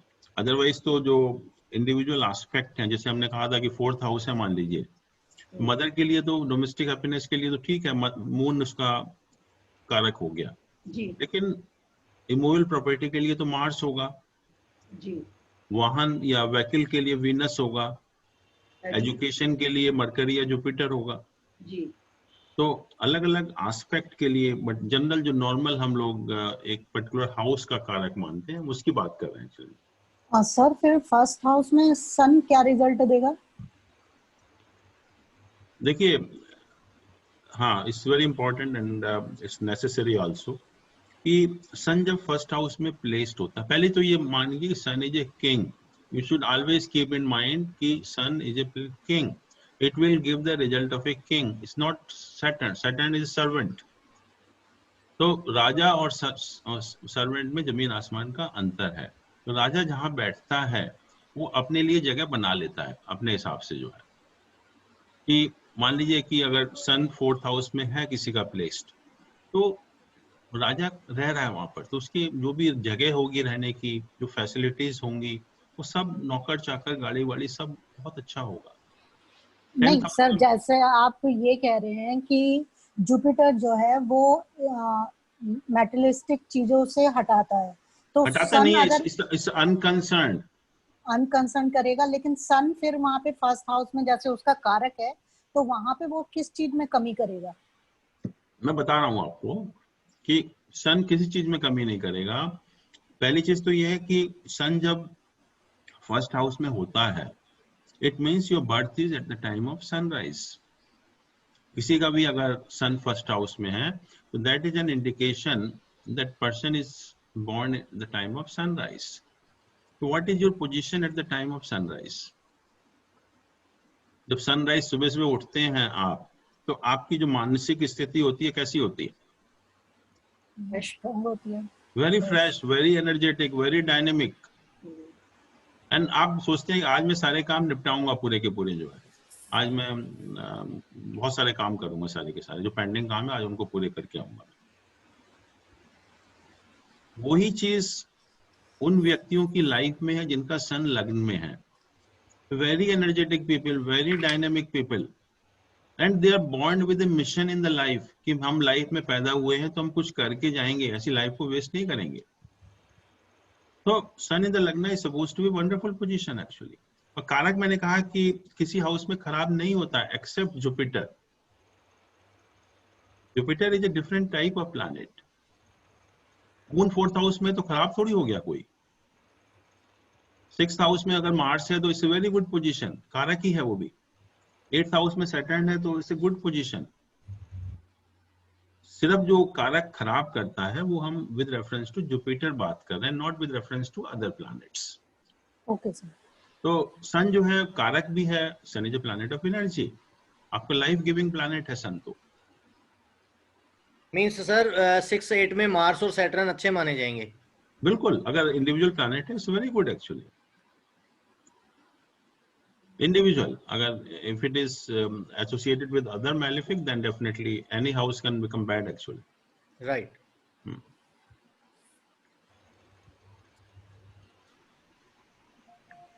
तो ये जो प्रिंसिपल है कारक भाव का नाश करता है, हम जितनी भी किताबें पढ़ेंगे सब में लिखा होगा। तो ये हमें समझना पड़ेगा, ये कारक भाव का नाश नहीं करता। Basically I think some people might have written with reference to Jupiter only, but ये जो प्रिंसिपल है it applies 100% in the 7th house, house of marriage। उसमें ये प्रिंसिपल पूरा का पूरा एप्लीकेबल होता है कि जैसे हम लोगों ने अभी बात ही कर रहे थे कि जुपिटर अगर किसी फीमेल के केस में कारक है मैरिज का, और अगर 7th हाउस में बैठ जाता है तो मैरिज को स्पॉइल करता है। ऐसे ही वीनस कारक है 7th हाउस में मेल के लिए, तो मेल की हॉरोस्कोप में अगर वीनस 7th हाउस में प्लेस्ड होता है तो it's spoils the marriage actually. तो ये सर, जो अगर ये जुपिटर मेल के में हो 7th में तो मैरिज का क्या? मैरिज का कारक नहीं है वो। But one thing you should know that placement of Jupiter in the 7th house in any horoscope is not supposed to be a good position of the planet like Jupiter. Okay. Jupiter is not meant for the 7th house. गुरु को हम माथे पर बैठाते हैं, मतलब 7th house is not the place for Jupiter. तो शादी का हो या ना हो कारक, बट जुपिटर का 7th हाउस में प्लेसमेंट होना ही एक बहुत अच्छी पोजीशन जुपिटर की नहीं मानी जाती। Jupiter becomes a weak planet in that case. भले ही वो एक्सॉल्टेड हो, योग भी बना रहा हो, बट जुपिटर को 7th हाउस में हम बहुत अच्छा नहीं मानते हैं। तो ये जुपिटर का जन साहब 11th हाउस में अगर प्लेसमेंट है, जुपिटर का 11th हाउस में, तो बहुत अच्छा है, इट्स वेरी गुड। मैंने कहा कि जो 9th, 10th और 11th हाउसेस हैं, they have nothing to do with the material aspect of the life। ये सब नॉन मटेरियल एस्पेक्ट है लाइफ के। तो इनमें तीनों में ही जुपिटर बैठता है तो it gives you very good results. और 11th हाउस में जैसे आपने चौधरी साहब ने कहा कि बहुत अच्छे रिजल्ट देता है। और अगर हम वही प्रिंसिपल अप्लाई करना शुरू कर दें कि कारक भाव का नाश करता है, तो 11th हाउस में भी खराब होना चाहिए, 10th में भी खराब होना चाहिए, 9th में भी खराब होना चाहिए, और कोई दूसरा कारक खराब भी नहीं करता। This is written I think only with reference to planet Jupiter because by virtue of its nature वो ऐसा करता है। और 7th हाउस में ये जो प्रिंसिपल है वो पूरी तरह से अप्लाई भी होता है। तो इस प्रिंसिपल को हम ऐसा नहीं कि हम एकदम एक्सेप्ट कर लें इसको, तो आपको वहाँ थोड़ा सा देखना पड़ेगा। और ये भी कहा इसके बाद कि जुपिटर और सैटर्न के बारे में कि जुपिटर जिस हाउस में बैठता है, ये भी बहुत किताबों में लिखा हुआ है कि उस भाव का नाश करता है, और सैटर्न जिस भाव में बैठता है उसको प्रोटेक्ट करता है। तो नाश नहीं करता, जैसे अभी हम लोगों ने बात की थी कि नाश नहीं करेगा किसी भी हाउस का, बट नेचुरली मटेरियल एस्पेक्ट को प्रमोट नहीं करेगा। तो इसलिए जुपिटर का बैठना किसी भी हाउस में from the point of view of material aspect is not supposed to be a good position, but जो नॉन मटेरियल एस्पेक्ट होते हैं उन हाउस की उसको प्रमोट करता है। और Jupiter's blessing is always good because we go to the Guru and we always say the Guruji that we need your blessings. तो aspect हो गया, Jupiter का aspect is always good, वो किसी भी हाउस के ऊपर हो, 7th हाउस के ऊपर होगा तभी भी बहुत अच्छा है, लेकिन प्लेसमेंट नहीं है ठीक। तो Jupiter का aspect is always good in any house. And now Saturn is the most malefic planet, और मेलिफिक होने की वजह से जैसे हम लोग देखते भी हैं कि कोई बहुत ही कोई ऐसा व्यक्ति होता है जो बहुत बदमाश टाइप का होता है, तो उसके आसपास कोई जाता भी नहीं है, सब डरते हैं उससे। वो प्लेस बहुत प्रोटेक्टेड रहती है उसकी, लेकिन जहां उसकी निगाहें पड़ जाती हैं या एस्पेक्ट हो जाता है उसको खराब करता है, फिर लोग डरने लगते हैं उससे जो है। तो वही पोजीशन सैटर्न की है यहाँ पर कि जिस हाउस में प्लेस्ड होता है उसको प्रोटेक्ट करता है, उसको अच्छा करता है। हमारे मन में है कि सैटर्न जहां बैठा हुआ है वो खराब कर रहा है, मेलिफिक प्लैनेट है, no, it's protecting that house. It's a very good position अगर अकेला है तो, लेकिन जिस हाउस के ऊपर उसका एस्पेक्ट होगा उसको खराब करेगा, वहां पर उसकी जो दृष्टि होगी वो मेलिफिक एस्पेक्ट होगा। तो इसलिए सैटर्न का बैठना किसी हाउस में खराब नहीं है, बट सैटर्न का एस्पेक्ट खराब है। और तो सर इसकी सैटर्न की तीनों ही एस्पेक्ट खराब रहेंगी? तीनों, ऑल थ्री। ओके। सैटर्न के साथ अगर केतु हो, हाँ जी, सैटर्न के साथ अगर केतु भी हो मकर राशि में, तो कैसा प्रभाव रहेगा? अच्छा है केतु, मैं कह रहा हूँ Ketu is not a disturbing, it's not a planet of separating tendency, it takes a person towards spiritualism, and Saturn is also somehow connected with the spiritualism. So Saturn Ketu, Jupiter Ketu is not a bad combination. Rather, you go into the depth of the knowledge. So from that angle, I won't say it's a bad combination, but definitely अगर Saturn Rahu होगा तो खराब है। Sir Saturn अगर 10th house को देख रहा है तो भी खराब माना जाएगा? देखिए हम जो बात कर रहे हैं कि Saturn की, हम कह रहे हैं कि if it is a malefic planet, okay, अगर अच्छा प्लैनेट, मान लीजिए लग्न में सैटर्न बैठा हुआ है, right, if it is a malefic planet, let's say it's a weak planet, नीच का है, खराब प्लैनेट है, then if it is having an aspect in the 10th house, it's really a negative aspect, खराब कर रहा है। okay. वही सैटर्न मान लीजिए एक्सॉल्टेड है, लग्न में बैठा हुआ है, right, तो it is having an aspect in the 10th house, तो it can take you to any status. एक लेबर क्लास के भी सैटर्न लग्न में होता है और एक प्राइम मिनिस्टर के भी सैटर्न लग्न में होता है। तो सैटर्न कैन मेक और mar a person in a particular position, you have to see whether it is really a malefic planet और a benefic planet. Okay okay sir, अगर सैटर्न सपोज 8th में है और 7th में Mars है, 9th में राहु है या कोई और मेलेफिक है, दोनों साइड उसके मेलेफिक प्लैनेट्स हैं, तो then it becomes a bad position, it's hammed between two malefic planets, right, then it itself becomes a malefic planet, right, okay. तो वही आपको देखना है कि आपके हॉरोस्कोप के लिए the planet is functional, benefic और a malefic planet। और जो कोई भी planet देखिए, कोई अच्छा बुरा नहीं होता कोई भी, right, it all depends on the position of the planet in your birth chart, right, उसमें बर्थ चार्ट में आपका प्लैनेट अच्छा है या खराब है, रिजल्ट आपको उसके हिसाब से मिलेंगे। ये कहना कि शनि खराब है या मंगल खराब है, no, Jupiter can also be equally bad actually in certain circumstances. Right, thank you sir. अगर सन जब सैटर्न को देखता है तो क्या इम्पैक्ट पड़ता है? सन और सैटर्न का क्या इम्पैक्ट होगा बताइए? एनिमी है सर वो तो बेसिकली तो। हाँ देखिए, एक तो सन एंड सैटर्न कहते हैं father and the son also. Yes sir. कि बाप और बेटे का आपस में संबंध का ठीक ना होना, एक कंडीशन तो ये हो गई। Second is the sun is the authorities, so you may have problem with the authorities, problem with your bosses. आपके ऑफिस में प्रॉब्लम चलती रहती है कुछ ना कुछ with the bosses. Sun represents your heart also, तो अगर सैटर्न या कुछ और मैलिफिक का एसोसिएशन हो जाता है तो इट में give you heart problem also. तो बेसिक नेचर है प्लैनेट का, जो आप समझ लेंगे उसको तो फिर it's all common sense only. Uncle, just a clarification on aspects, right? So Saturn aspects the 3rd, 7th, and 10th houses from where he sits, correct? Saturn aspect 3rd, 7th, and 10th houses. Right, and so if in the Lagna chart Saturn is sitting in the 8th house. 8th house, okay. Right, but in the Bhavchalit chart Saturn moves to the 9th house. Okay. So we calculate it from the Lagna chart and see the aspects on the different houses then? Because he's moved. Aspect we always consider from the Lagna chart only. Okay, understood. I told you that the Bhavchalit is only meant for which planet in which house, that's all.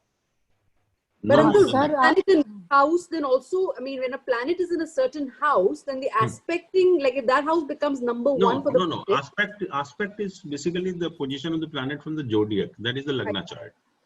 Sir 8th house का शनि कारक होता है और वो 10th house पे अपनी 3rd aspect डालता है, तो फिर उसे कैसे प्रेडिक्ट करेंगे? उसे अच्छा बोलेंगे या खराब? देखिए 3rd हाउस से एस्पेक्ट डाल रहा है तो it means it is in the 8th house. 8th house में प्लेस्ड है जी, यही मतलब हुआ? हाँ जी। हाँ, 8th हाउस को देखिए, what is 8th house? 8th house is 11th from the 10th house. Okay. Means gains in the profession. Unless you have association of 10th with the 8th house, you cannot have gains in the profession. Gains means you cannot achieve higher status. तो जितने भी जो लोग हैं जिनको high status मिला है profession में, you always find that 10th house is an association with the 8th house. 8th house problem देता है, हर्डल्स देता है, उसमें कोई डाउट नहीं है, लेकिन वो गेन भी देता है आपको। तो किसी भी जो व्यक्ति है जिसको हाई स्टेटस मिला हो प्रोफेशन में, आप हमेशा देखेंगे कि 10th house has an association with the 8th house. तो यहाँ पर 10th हाउस और 8th हाउस का एसोसिएशन हो गया, तो it's a good position, actually not a bad position.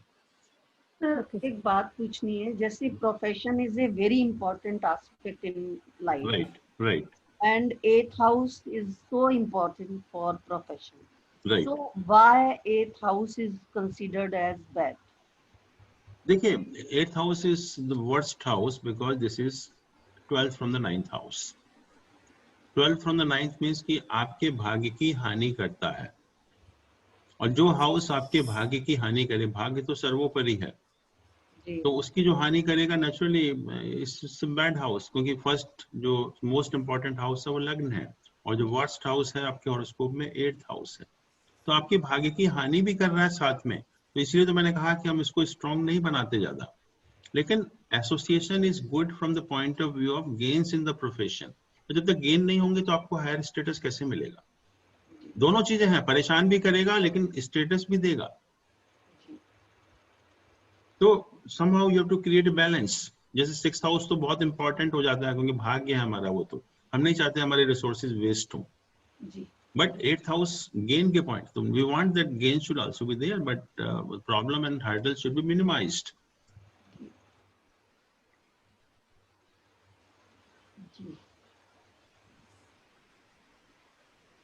एक क्वेश्चन था जैन साहब जी, बालादी अवस्था में ऑड साइन में होता है ना कि इस डिग्री तक होगा तो इतना परसेंटेज फायदा होगा या राइट। तो अब अगर 4th हाउस में मून है और टॉरस साइन में है जी, तो मून जो है वो इवन साइन में माना जाएगा?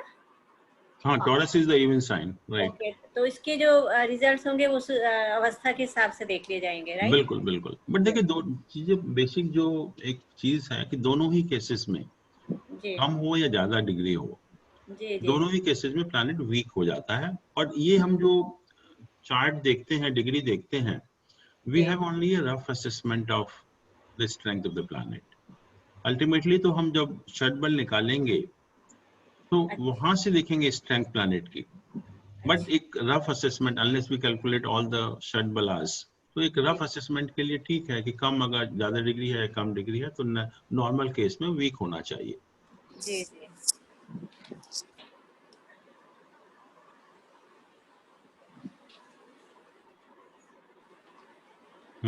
Any other question? हाँ सर वीनस मरकरी कॉम्बिनेशन किस टाइप के रिजल्ट्स देंगे? Venus and Mercury. Yeah. It's a good. Both are benefic planets. दोनों शुभ ग्रह हैं तो जहां भी बैठेंगे अच्छा ही करेंगे। सर वर्गोत्तम में थोड़ा कंफ्यूजन है। नेचर वाइज जैसे वीनस का नेचर है प्लेजर्स, कंफर्ट्स और मर्करी लाइक अ चाइल्ड, तो उसका मतलब और इंटेलिजेंस आल्सो, तो क्या कॉम्बिनेशन क्या बनेगा? It's a good combination actually. आप इंटेलिजेंट भी हैं और आप थोड़ा सा जैसे हम कहते हैं कि नेचर वाइज भी अच्छे हैं, शौकीन जैसे कहते हैं, शौकीन टाइप के लोग। Sir can I ask something? हाँ सर एक 6th हाउस में जी आपने कहा शनि उसका कारक है और it will protect its house if it is there, right. तो शनि 6th हाउस में है लेकिन वो मार्स के साथ है। हाँ मार्स भी कारक है उसका 6th हाउस का। तो दोनों कारक बैठने से उस हाउस का नाश हो जाएगा? नहीं, कारक है, दोनों नाश नहीं करेंगे उसको। लेकिन भाव चलित में Mars moves to the 5th house. But हम जो इसकी भाव कारक वगैरह देखेंगे उससे देखेंगे लग्न चार्ट से। ओके जी हाँ। तो सन और मून वेल प्लेस्ड है, वो कैसे पता पड़ेगा? एफ्लिक्टेड नहीं होने चाहिए, उनकी स्ट्रेंथ ठीक होना चाहिए। जैसे मान लीजिए सन नीच का है किसी का and it is not associated with any benefic planet, या सन जैसे मान लीजिए सैटर्न राहु से एफ्लिक्टेड है, तो उस केस में हम कहेंगे सन इज नॉट वेल प्लेस्ड, तो उस केस में फिर ये राजयोग ऑपरेट नहीं होंगे। ठीक है। अंशु जी आप पूछ रहे थे कुछ अबाउट वर्गोत्तम प्लैनेट? हाँ सर, वर्गोत्तम प्लैनेट में थोड़ा सा कंफ्यूजन है कि वर्गोत्तम प्लैनेट भी होगा या हाउस भी कहलाएगा। मतलब मैं पढ़ रही थी अभी तो कंफ्यूजन आ रहा था कि कहीं जगह लिखा हुआ है कि हाउस को भी वर्गोत्तम बोला गया है। देखिए दो चीजें हैं इसमें। जो बेसिक जो डेफिनेशन है वो ये है कि कोई भी प्लैनेट जब राशि चार्ट में और किसी भी डिविजनल चार्ट में एक ही राशि में होता है तो हम कहते हैं कि प्लैनेट वर्गोत्तम है with reference to that divisional chart. अब ये तो प्लैनेट का जो मेन डेफिनेशन है, बट आजकल लोग जो है भाव वर्गोत्तम, एक नया कंसेप्ट आया है भाव वर्गोत्तम, कि अगर प्लैनेट एक ही भाव में है, एक ही हाउस में है, तो उसको हम भाव वर्गोत्तम कहते हैं। तो that is also supposed to be a good position of that house. Okay sir. या हेलो सर, एक बात बताएंगे? दो प्रश्न है मेरे, क्लास को समझाएं जरा। एक तो ये है कि अगर शनि की दृष्टि जैसे आपने खराब बताई, अच्छी नहीं है तीनों दृष्टि, अगर शनि लग्नेश है, पंचमेश है, नवमेश है, तब तो उसकी दृष्टि इतनी खराब नहीं मानी जाएगी सर। यही मैंने कहा कि दूसरा ये कि पंच महापुरुष, नहीं यही तो मैंने एक्सप्लेन किया अभी कि शनि अगर मेलेफिक नहीं है, if Shani is a benefic planet, तो दृष्टि उसकी अच्छी होगी, फिर खराब क्यों होगी? हाँ जी हाँ, यही मैं क्लियर करना चाह रहा था क्लास के लिए। जब खराब होती है कि जब वो प्लैनेट मेलेफिक हो। ये मैंने एग्जांपल दिया था असेंडेंट का, लग्न में एक नीच का प्लैनेट बैठा हुआ है, उच्च का प्लैनेट सैटर्न बैठा हुआ है, दोनों में जमीन आसमान का अंतर है। एक मेलेफिक है, एक बेनिफिक है, एक आपको लेवर क्लास में बना सकता है, एक आपको किसी भी स्टेटस दे सकता है आपको। तो नेचुरली कोई भी प्लैनेट बेनिफिक भी हो सकता है, कोई मेलेफिक भी हो सकता है। तो हाँ जी, अगर जैसे सूर्य, शनि, अगर मंगल, अगर वो त्रिकोण के स्वामी हैं तो उनकी दृष्टि अच्छी ही होगी, खराब नहीं मानी जाएगी ना सर? जो हम लोगों ने डिस्कस किया था कि जो फंक्शनल बेनिफिक प्लैनेट होते हैं, if any planet is the lord of a trikona house, provided its मूल त्रिकोण sign does not fall in a त्रिक house, then that planet is always a benefic planet. जैसे मान लीजिए कि किसी का 10 नंबर का लग्न है, 10 नंबर का मान लीजिए, तो इसमें जो सैटर्न है का मूल त्रिकोण साइन है वो 12th हाउस में आ गया, तो it will not B so benefic. Jupiter मान लीजिए 1 नंबर का लग्न है, तो Jupiter is the lord of 9th and 12th houses, और इसका मूल त्रिकोण साइन 9th हाउस में फॉल करता है, not in the 3rd house, तो it becomes a functional benefic planet. मान लीजिए 6 नंबर लग्न है आपका, तो Saturn is the lord of 5th and the 6th house, तो ट्राइन का तो लॉर्ड है सैटर्न, बट इसका मूल त्रिकोण साइन 3rd हाउस में है, 6ठे घर में है। हाँ जी। So it will not remain as a functional benefic planet. It will become functional malefic planet. अच्छा सर, एक प्रश्न और, जैसे कि मान लो कोई ग्रह पंच महापुरुष राजयोग बना रहा है, क्लास को जरा ये भी समझाएं कि मान लो लगन में, जैसे मान लो लगन में शनि है मकर का या कुंभ का जी, और भाव चलित में वो 12वें घर में चला गया। योग हम सिर्फ लग्न चार्ट से ही देखेंगे। नहीं, जैसे भाव चलित में, जैसे आपने पढ़ाया क्लास को समझाया सारा कि भाव चलित में अगर वो आगे पीछे चला जाता है तो उस भाव का फल देता है। बिल्कुल, बट योग तो बन रहा है ना। देखिए योग जो है वो जो नॉर्मल पोजीशन होती है प्लैनेट को, उसको सुपरसीड कर देते हैं। योग तो बनेगा ही बनेगा। हाँ जी, लेकिन वो जो 12वें घर का फल देगा, अगर 12वें में चला गया, दूसरे घर में चला गया, तब वो शनि के रिजल्ट हो सकता है कि कुछ नेगेटिव हो जाए, 12वें घर में चला गया, बट योग तो सुपरसीड कर देता है normal position of planet. Planet अगर मान लीजिए कोई खराब भी है और अगर कोई योग बन रहा है तो आपको योग के रिजल्ट मिलेंगे, ना कि प्लैनेट के रिजल्ट मिलेंगे। ठीक है सर। हाँ, क्लास के लिए क्लियर हो गया ना, जब एनालिसिस करते समय ये ध्यान रहेगा सबको। बिल्कुल बिल्कुल। हाँ जी sir.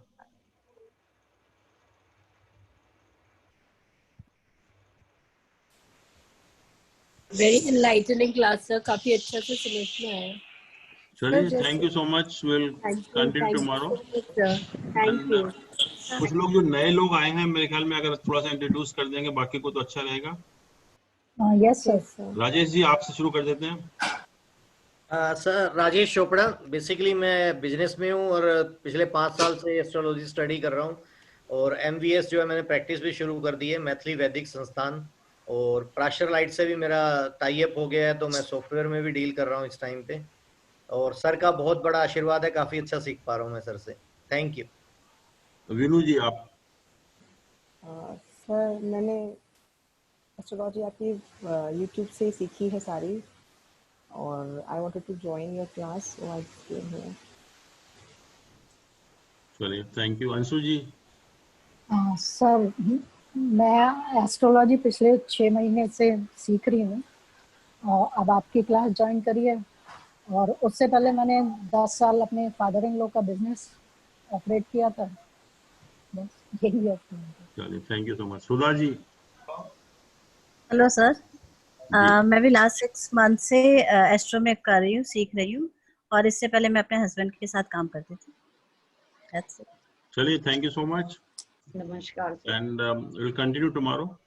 Thank you sir. Okay then, tomorrow at 4:30. Okay then, good night. Thank you sir. कल सेम